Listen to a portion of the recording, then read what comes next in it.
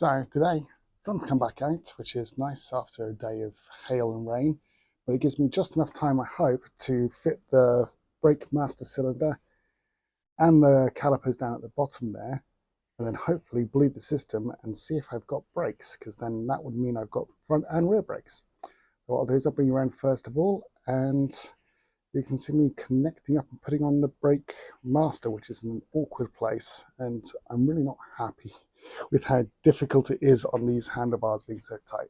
But hopefully you'll see me struggle my way through and understand my pain. This ended up coming off last time so that I could get everything accessible. And that just pops straight off, he says, as it doesn't pop at all. No, you're not clipping it. There we go. The little clip hook just there that clicks in. This is what holds the throttle to the throttle cable, I suppose, or grip into the throttle cable. That's the right word. The little marking line that lines up here to the line point there, so you know you've got it in the right place. Just pop this off to one side. Now, the screws to mount the, sorry, not screws, but the actually bolt screws, whatever you want to call them. There are two Allens in there, one here and then one here. Now they're a little bit awkward to get to, but hopefully I'm going to be able to get these on. So the main one I found awkward was actually just around the back here. And I think that was mainly because I had the shield cover on which holds the ignition, which is why that's off. Also, it's a really long screw for some reason.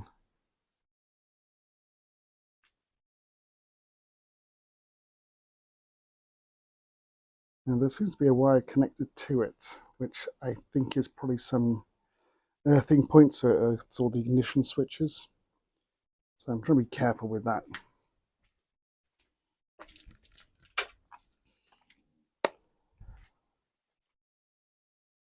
Okay, so just here, this throttle cable should clock into that, which is then secured on that side by that little ring there.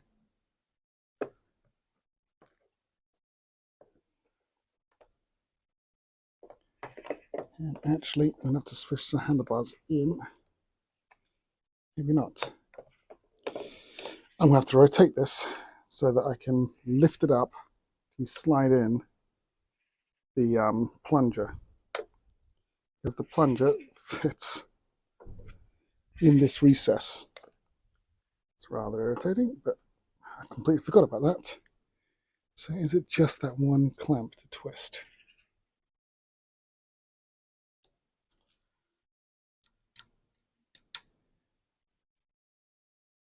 Conveniently, it is that one clamp to twist. Otherwise, it's a little bit more slack.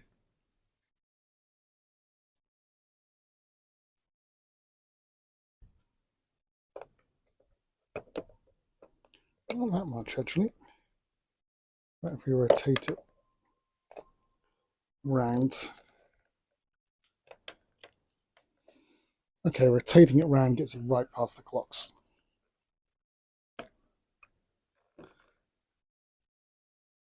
Allowing it to kind of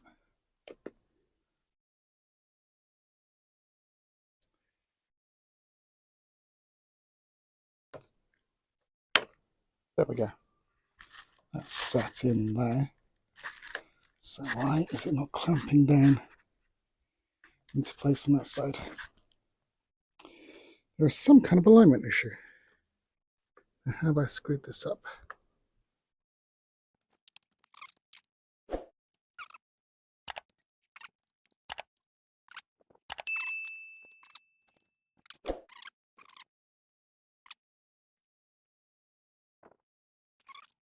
Well, this is going in nice and easily.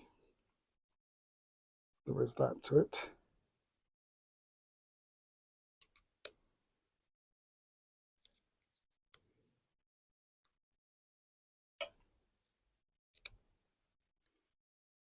It's nipped up. And it's this side which slots in underneath here. making it just super awkward. Because my Allen keys are too long, so it's like a quarter turn at a time.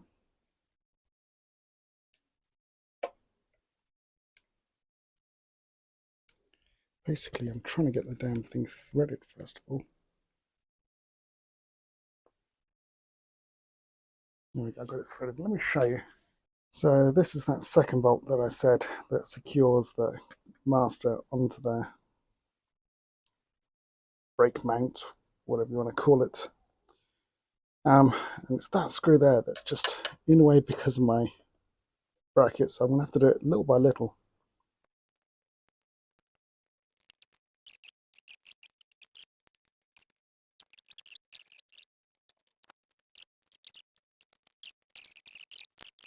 That's the front done. All I got to do is just put some fluid in. I think it's better to go down onto the calipers themselves, get them hooked up, and I've also got to make sure that I remember to tighten them. So let's go do that. Okay, moving on to the lower calipers. Lower calipers, there's more than the higher ones. Moving on to the calipers. These are freshly rebuilt. The one thing I've got to remember is to torque here and here up, because I didn't do that because there was not enough way for me to apply sufficient pressure without the bike being fitted. Now I'm also got to torque in here. I'm going to not hook up the actual drainage lines. I'm just going to get this thing actually stopping first.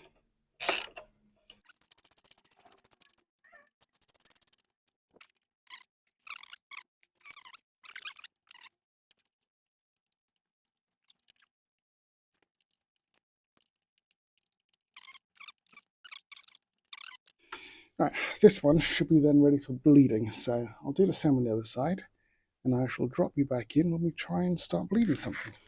Right, so now it should just be a case. I've got both those calipers connected, lines back up to the splitter, which goes back to the master. Calipers have been tightened here and here. Lines connected up. It is just a case of now bleeding, and to do that, I'm trying out my new brake bleedy tool. In theory, I throw fluid in here, suck, suck, suck, fluid comes out. That's as much as I know. If this fails, I'm just going to try bleeding it the old-fashioned way. So all I know is I can build up pressure by pumping, open, and should suck through something. So let's bring my brake fluid across. Right. I am not sure whether I should be pumping up the top here first, just to see if something goes through. So I'm going to pump a little bit because bubbles are coming out when I pump, which makes me think the line's filling with something. Let me show you. So all I'm doing is squeezing the brake, and a bubble is coming. So everything should be tight at the bottom there. So hopefully this means I'm pushing fluid down. So I'll do this for a bit and see what happens. Right, let's try this vac thing. So build up pressure apparently up to 20, and then bring it off. Should come down. So you can see it's coming down as I bleed it off.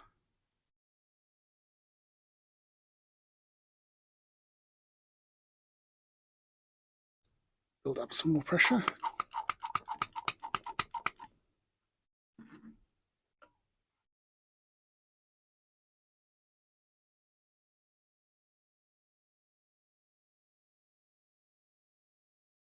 What that's supposed to do is suck from the master cylinder down.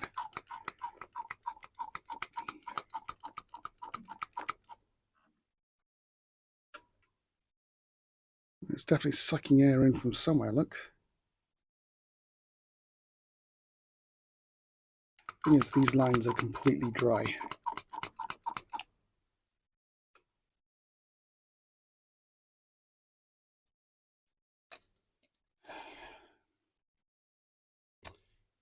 Well, as you can see, this is going fantastically. So what I'll do is I'll keep fiddling about and I'll drop you back in if I ever get the brakes actually bleeding.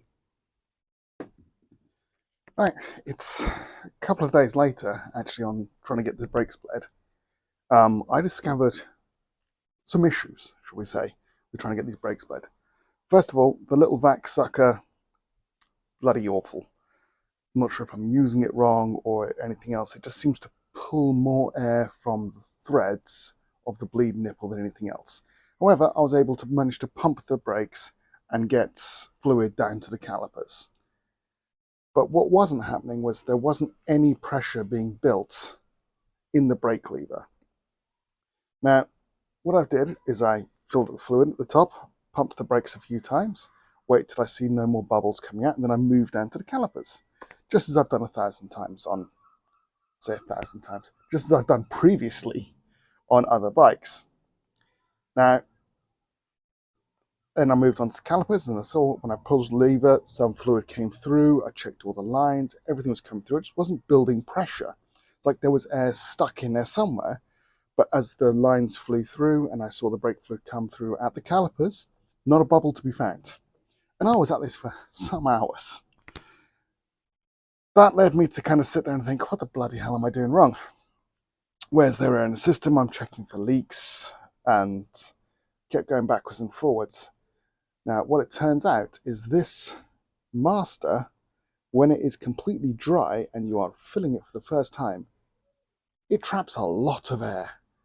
And to get that air out, you have to take the bike, twist the handlebars one way, pump the brakes, twist it a little bit back, pump the brakes, twist it back, pump the brakes, until eventually all the air comes out. So you're constantly having the bike upright, twisting left and right.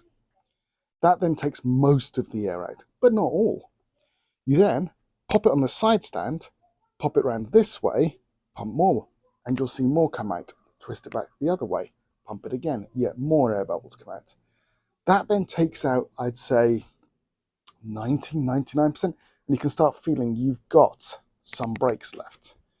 Then the final thing I did was pull the brake lever and tie it off. So I'll just bring around and show you that. See, what I've done here is I've just used a twist tie, but I have twisted this to secure the brake lever. So the brake lever is held overnight. Now I have brakes. Whereas before, I was getting all the way back to the bars. And my fluid is fresh, it's clean, everything seems good. So what I can say now is I have brakes. This final grip trick overnight did work wonders. But it was the main thing was twisting these bars backwards and forwards and pumping the brakes, watching the fluid bubble out of here ever so slowly. It was a very repetitive and long process. I mean, overall, I'd say I probably spent about 4 or 5 hours out here trying to get these brakes bled. I went through about half a litre of brake fluid, pushing it through.